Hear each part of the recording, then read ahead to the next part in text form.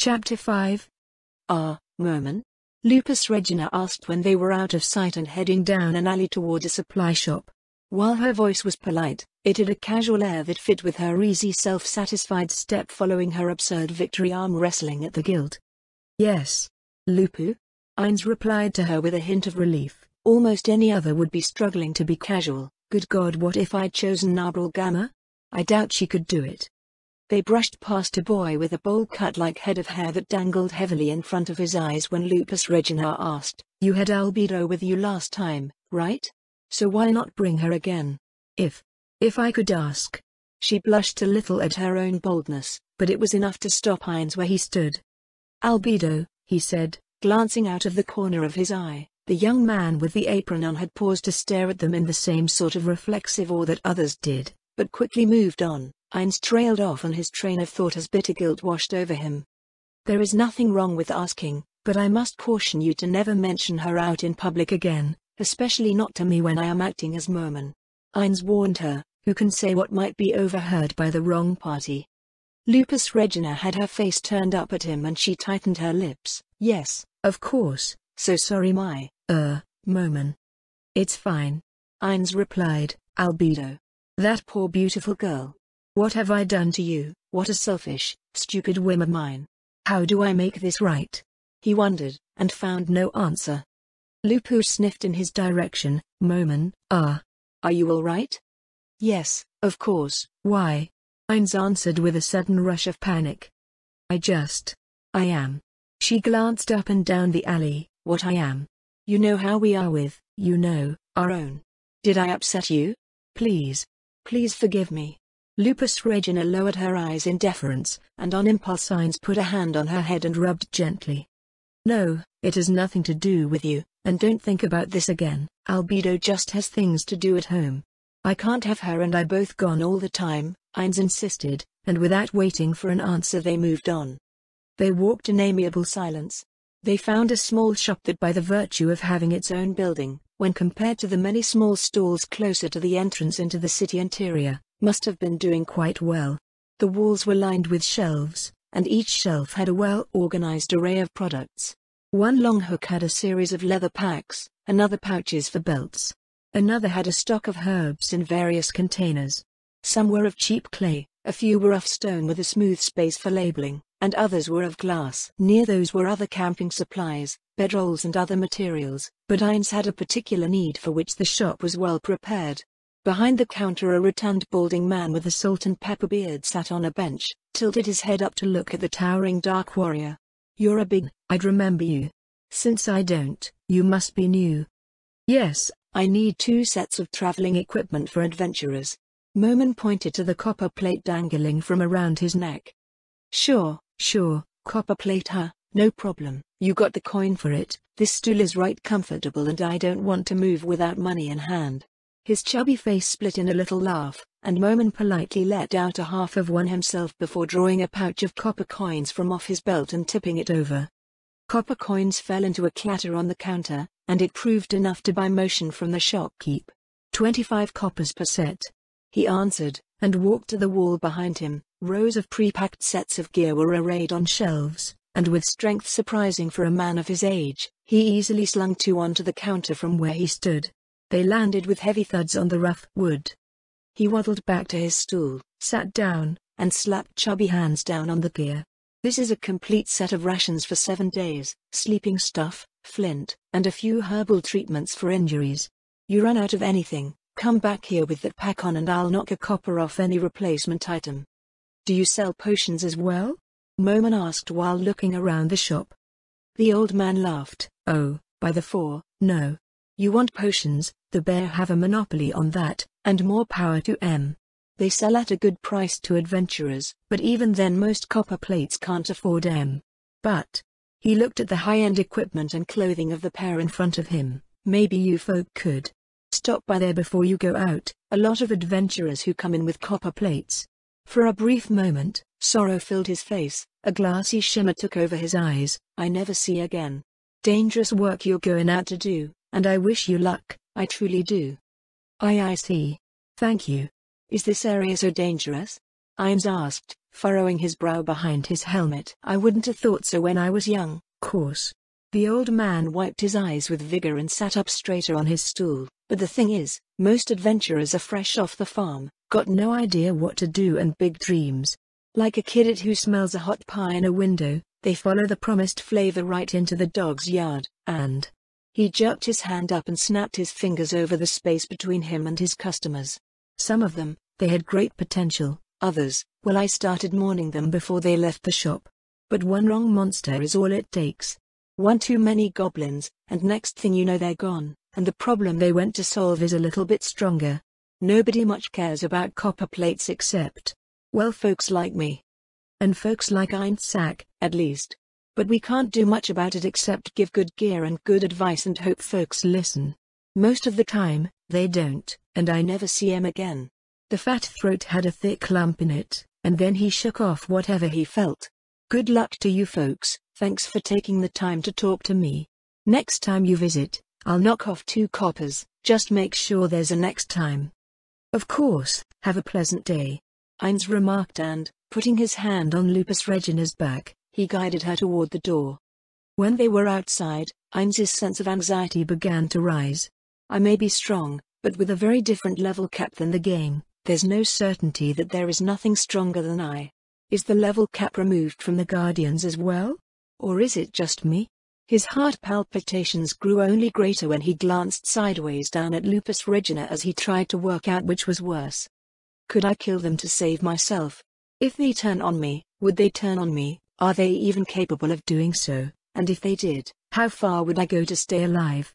Maybe there's no harm in telling them what happened, perhaps they would help me fix it.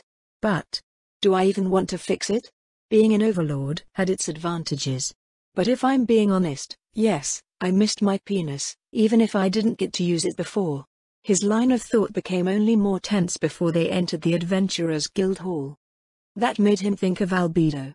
Love, she must have declared her love more in one day than anyone else did in my entire life. Then he remembered. Never mind, nobody ever declared it for me at all, so even once was record-breaking. The morose thought was accompanied by a sense of guilt that hadn't faded between the outside and inside of the building when he passed through the cheap wooden door of the inn and headed to the counter. Respectful looks met them immediately. That's the one with the crazy strong woman. Says he's stronger than her. That's the way it goes, isn't it? They say women like a strong man. Whispers went about the room, but nobody barred their way. A red-headed woman's loving, proud look at a little glass bottle full of blue liquid turned jealous when she saw the stares of the vibrant, radiant Lupus Regina, and as if seeking comfort from the vial, she snatched it in her hands and held it close to herself. Lupus Regina ate up the attention, waving her fingers pleasantly at the various patrons. Room for 2. 2 beds. Ines added, a large man that was a peculiar mix of muscle and fat, with a bald head and a brown moustache, was quick to answer. 5 coppers for the room, add 2 for meals if you eat here. Common sleep area is 3 coppers. His voice was as beefy as his body, but he stiffened when Ines replied to him. 5 coppers it is. That is a copper plate, right? They sent you to get supplies and get a room before getting a job, right? The man behind the counter crossed his arms like he was defying contradiction. Yes, why? Ines asked. The innkeeper glowered at Ines and retorted, because this place here, it's for lobbies, you need a team or you'll die out there. No matter what fancy armor you got from Daddy, or how strong your nursemaid behind you is, it takes more than. From the moment the innkeeper spoke, Ines recognized a problem. Lupus Regina established her strength, and to a degree established mine, but if I let myself be insulted now, my reputation will drop. His time as a salaryman came in handy when he recalled the importance of establishing a reputation for strength. Even though he was no longer a salaryman, there was no question in his mind that even though the method of expression had changed, the truth hadn't. Be thought of as spineless, and he would be walked all over. Ines's hand darted out, took the man by the throat, then, before the many watching eyes, he lifted him up several feet off the ground. If you're going to talk down to me, you need to be bigger than you are. I can take care of myself, are we clear? Eyes bugged out of the big innkeeper's head and a gurgled nod followed. Gasps filled the room behind Ines. Warriors knew quite well how strong someone had to be to lift another person one-handed. To cap it off, Ines spun and tossed the insulting behemoth of an innkeeper across the room. Tables and chairs broke, and the red-headed adventurer cried out in alarm. "No! No! No! No! No!" she howled, and Ines cursed in his head. He'd gone too far. Damn it, did I break her potion? He wondered, or did I hurt her? A sickly concern for her well-being gnawed at him when he saw that she tumbled to the floor. She glared up at Ines as soon as she saw him standing over her. In her hand was an intact potion. "You lunkhead! You idiot! You meathead!" she shouted from down on the floor. "Look what you've done." A nasty gash from a broken table leg was dripping blood down her body. "I can't afford a healer. I was supposed to go on an adventure today. Now I have to use my potion. Thank goodness it survived. But still. Do you know how expensive these are? I skipped drinking, I skipped meals, for weeks on end, just to be able to buy this, and now look at me." As women went, she wasn't bad to look at in his eyes, but more noteworthy was how little she seemed to care for the pain she must have been in. Impressive. Before I got this body, back home, I'd have wailed over a lot less. She takes it in stride, so this is an adventurer. The admiring thought was enough for him to be happy to extend a hand down to her. The innkeeper was on his feet and, looking more than a little bit sheepish. "I felt safe and secure as long as I had my potion. Now I haven't even left town and I have no choice but to use it," she shouted at him, despite accepting his hand and letting him pull her up. "Why do you have to use it? Is healing so costly? My companion is a cleric, she could heal you," Ines suggested. Shocked gasps went over the room. Even the red-headed adventurer shut up. "What?" Ines asked. "Don't you know?" the woman asked him with trepidation when she grabbed another chair and sat down with only a little wince. "You can heal party members, but not just randomly encountered people. That goes against temple rules. You can be kicked out of the guild if you do that," she replied. "Now that is colder than a corpse in winter." Ines thought unhappily when it turned his mind to the exploitive care systems of his own world. But his intelligence stat seemed to be working overtime and he had a quick reply. "I was wondering how I would pick a job when I can't read the language here yet. And here is my solution." He thanked both his luck and intelligence stats and said, "Then why don't we work together? I will lend you my sword for this one adventure, and because we are in the same party, my partner can heal you now." The woman's blue eyes brightened. "All right, that's fair. Even. Brilliant, plus you're obviously strong at least." Ines thrust out his onyx-mailed hand. "I am Moman. This is Lupu." "Britta," the redhead said, and with some reluctance, took his hand and shook it. "A bargain then," Ines said and looked over his shoulder. "All right Lupu, heal her." The tavern in the inn was quiet while the healing was conducted on the young iron-ranked Britta, and she raised a red brow when it was over. "What tier spell was that? The last time somebody used a healing spell on me it took several really painful seconds to work. But that was instant," Britta asked, and Ines answered with a hint of pride. "4th tier, and yes, I am a warrior on par with her." Ines put a hand on Lupu's head and she flushed with pride at his affection and praise. Britta's mouth dropped open. "You? Really?" Her disbelief quickly morphed into excitement. It was easy to understand why. Ines looked her over more closely. Her sword looked to be simple steel, her armor was mostly leather with a few metal studs throughout. To call it basic gear would be a fair to generous assessment. A full-plate armored warrior and a 4th-tier cleric were practically guarantees of survival. But before her excitement could verbally explode, the double swaying door of the inn echoed again as several figures breezed into view. "Britta, love of my life, will you go out with me after this adventure?" a sonorous and mockingly romantic voice called out. Ines looked over to the entrance to see a blonde, decent-looking man of fair complexion and moderate build in high boots with leather armor over a red shirt. He wore a single sword and had a strong-looking arm extended out melodramatically. "You know this one?" Ines asked, suddenly reappraising Britta, who rolled her eyes. "Yes, the idiot is Lucrute, and they're the Swords of Darkness, the people I was going to work with today." "Which? I suppose it means you'll be along for the ride." She grinned sheepishly up at Lupu. "He's going to hit on you. You get used to it," Britta chuckled. To Britta's surprise, Lupu had a quick answer. "I do the hitting, and he'll get used to it." "Joke's on you, oh ravishing beauty." "I'm into that," Lucrute declared for all to hear, spreading his arms out wide to the sound of a collective groan in the tavern area. Great, a world of perverts. Again. Ainz mentally groaned as the Swords of Darkness reached for chairs to pull themselves up to where their comrades sat. Chapter 6. A round of hefty explanations were followed by introductions. Lucrut is a perverted idiot. But not badly intentioned, at least, despite his taunting. Ainz mused, though Lupus Regina, far from being merely offended, seemed to enjoy the chance to knock him down a peg with her responses. "Come away with me and I will love you for a night or a lifetime." Lucrut spouted the cheesy line, only for Lupus Regina to answer. "That lie took longer to tell than you would last, I'm sure." She flashed a winning smile at his sudden deflation, his arms drooping and shoulders slumped with exaggerated injury. "You're so cold to me, Lady Lupu." Lucrut clutched at his heart as if wounded. "It takes more than a twig to start a fire. It's not my fault all your equipment is short on quality," she chuckled, but the rest of his teammates roared with laughter as he was handily dispatched in the game of wits. It went on until a slender swordsman smacked the blonde adventurer in the back of the head. His name was Peter, and Ainz noted that despite his youth, he seemed serious and in control. He wore banded armor over a leather shirt, brown trousers and short, dusty cream-colored boots. He was blonde and blue-eyed, making him look much like Lucrut, enough so that Ainz briefly wondered if they were brothers. Thankfully the other team members of the Swords of Darkness were more like Peter and less like Lucrut. Nina, a serious young man with a talent for magic, had short brown hair, and a somewhat nervous and humble demeanor. He looked down or away whenever Ainz caught his eyes. It tickled at Ainz's brain a bit. But he wasn't sure just why yet. Dine, a somewhat heavy-set, short druid with a thick light brown beard over the lower half of his face was polite and deferential. He seemed comfortable with Peter being in charge despite being several years older at least. Dine was jolly and quick to laugh whenever Lupu shut down Lucrut's fumbling attempts at flirtation.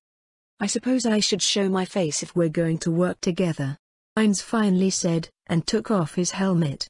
He wiped his brow, and out of the corner of his eye he noticed the way Lupus Regina stared at him with greater intensity than he thought the winsome and playfully sadistic maid was capable. With tan features, ink-dark hair and a squared, firmly defined jaw, by his own world standards he made a handsome if exotic-looking figure. But what about this world? Ainz wondered. "Oh, so you're a foreigner. No wonder you didn't know how things work here." Britta chimed in, "I've seen features like yours on people from far to the south. I should have realized it sooner." Yes, I'm a foreigner," Ainz explained and put his helmet back on. Lupus Regina's long and lingering look didn't disappear, but nobody else seemed to notice. "So, who is our client?" Ainz asked, setting his arms on his thighs and quickly shifting the subject away from where he was from. Peter reached out and took a mug of beer from a server that approached, and answered after a deep swig, "A herbalist here in town, Nfurber. He's going out to the forest of Tob to gather herbs for more potions, we'll be his bodyguards. Then to Kani village to buy up whatever they've gathered from the outskirts. Then back here again. All in all, it will only take a few days." "All right, so when do we leave?" Ainz asked as the reality of his first real adventure set in. Excitement began to build. "I'm truly outside. A real live adventure. I can hardly believe it." He did his best to disguise his zeal to get going, though he slid his foot a bit as if to stand up immediately. "A few hours," Peter answered. "He'll be meeting us here, so if you want to settle into your room first, maybe catch some shut-eye so you can be fresh for the journey, go ahead." He waved a hand toward the stairs leading to the second floor, and Ainz took that offer up. "That would be a good idea, we'll come down in a few hours." Ainz answered, "Lupu, come along." "Sure thing, Moman." Lupu replied and followed him toward the stairs. The stairs creaked under the heavy steps of her master, but despite her excellent hearing, Lupus Regina noticed nothing about it. Her eyes bored into his back, doubts swirled in her mind. Doubts that gnawed at her gut for their treason, doubts that made her hate herself for the treason of their very existence. When the door closed behind them, Ainz drew out an 8th-tier scroll and used it immediately. The cold blue flame devoured it in midair, and they were now completely alone in that they could not be overheard. The beds were simple, cheap wooden frames with a cloth mattress stuffed with straw and with a soft black bear pelt laying over top of it. The same was true of Lupus Regina's, and the mattress gave under his weight when he sat down. Lupus Regina, however, did not sit. She went to kneel at his feet and look up at him with wondering yellow eyes. "Tell me something, Lupus Regina. You said you don't hate humans, but what are they to you?" Ainz asked the question that had lingered too long at the back of his mind. "Toys, I guess, my lord," she answered reflexively. "My sister, Entama is like that. She sees them as food, but doesn't care about them one way or the other. I see them as toys, but otherwise don't think much of them either way." Ainz nodded. "That is pretty much what I thought," he said, but then she kept staring at him. "Is there something wrong, Lupus Regina?" Ainz felt ice form in his stomach. Unable to answer anyway but truthfully, she gave a nod that stopped with her head hanging low. "What is it?" Dread began to consume him, his breathing slowed, and fear began to follow. May I see your face, my lord?" Lupus Regina asked without looking up. He answered by the slow movement of his hands again to his helmet and pulling it off. What she did next was a complete surprise. She began to sniff. Starting from his feet, the sniff, sniff, sniff continued up his length until she was standing in front of him, inches from his face. Her bright yellow eyes inches from him. Ainz couldn't help it. His breath quickened, so close to someone so beautiful, so radiant, her fire-red hair and the soft feminine scent that even to a normal human nose was noticeable in the subtle way every man who desired women was born to know. "Forgive me, my lord," she said when she realized what her instincts had driven her to do. Her already wide golden eyes seemed to redouble for a moment before she flung herself back and returned to kneeling at his feet. "Your nose told you the truth, did it not?" Ainz asked with grim rhetoric. She didn't answer him, she didn't need to, they both knew the truth. "So, that leaves only one question then, doesn't it?" Ainz pressed. "Are you loyal to Ainzulgaun, no matter what he is, or aren't you?" Her answer was to remain on a bent knee with silent lips and downcast eyes. "Lupus Regina," Ainz commanded. Ice in his veins froze his heart. "If you cannot serve me as I am now, tell me." Well, forgive me, my lord. This is just a lot to take in. If I were more clever, like Lady Albedo or Lord Demiurge, then I'm sure I'd know what to say," she stammered out, clearly distressed and flummoxed. "Just state your loyalty. Can you serve me, or not? I won't hurt you, I promise. You're the precious child of a dear friend. But if even my battle-maids aren't with me, then nobody will be." Ainz said it as steadily as he could, but a part of him wanted to cry out in anguish at the very thought. The guardians, his maids and servants, the moment they'd come to life, bizarre as it was as if he'd watched his own children being born into the world, and now here was the possibility that one, and if one, all, might reject him as their caregiver and provider. "I am your servant. Now and forever. No matter what form you take, you are the supreme being," Lupus Regina at last pronounced with finality. Relief flooded through him and he wiped the sweat from his brow for the third time that day. "Tell me then, will the others feel the same?" The question was as much a demand as anything else, though she could hear the anxiety in her master's voice, and it shook her to the core.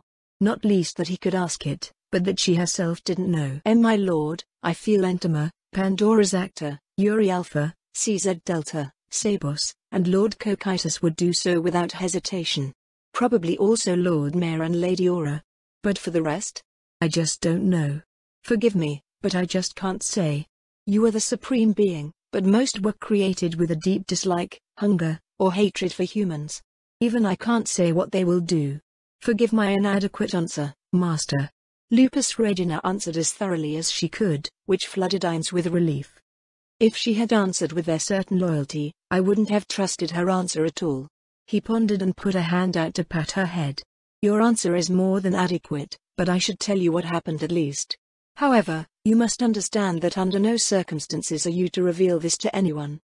"No, of course not. This is for you to reveal. Forgive my pretension, she said, and he cut her off. "Canine instincts and senses, yes. Of course you would recognize that this was not an illusion." Ainz snorted and let out a grim chuckle. "I brought the best suited with me in terms of your likely loyalty, but also the one most likely to find out the truth." Ainz rolled his eyes and went on to explain the morphomantic magic contained in the crystal. "So, my lord, can you turn back?" Lupus Regina asked, biting her lower lip when she asked, unsure if she even should have done so. "Maybe. The spell typically expires on its own. Most morphomantic magic is dependent on resistance and chance, and is not intended to be permanent. It may expire, it may not. If it doesn't, then I need to either find a way to turn again, or create a way, if no item for that can be found.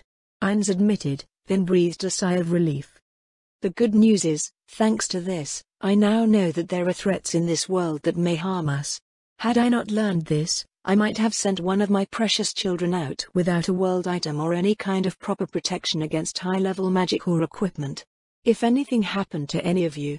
Ines trailed off and stared down at the faithful battlemaid who, had she been in a wolf form, surely would have been wagging her tail at the affection his words conveyed. If I have to, if it comes to it, if they won't accept you, I'll follow you anywhere, she said with steady resolve that was almost like a different person from the winsome and playful one he recalled from earlier. This is the loyalty I hoped for, he thought, but said out loud, hopefully it doesn't come to that. Agreed, my lord, hopefully it doesn't. But if it does, I am with you, and I don't believe I will be the only one. Lupus Regina replied, but then asked, does that mean my lord actually intends to sleep for a little while? Yes, I won't take chances out there, and should be at my best. Wake me when it is time to go, and until then, guard. Ines ordered, and the red-haired battlemaid gave a sharp and loyal nod. Yes, my lord, she said with passionate loyalty, and Ines sighed with relief when he stretched out on the bed to take a very brief, and much longed for nap, and not even dreams could touch him then.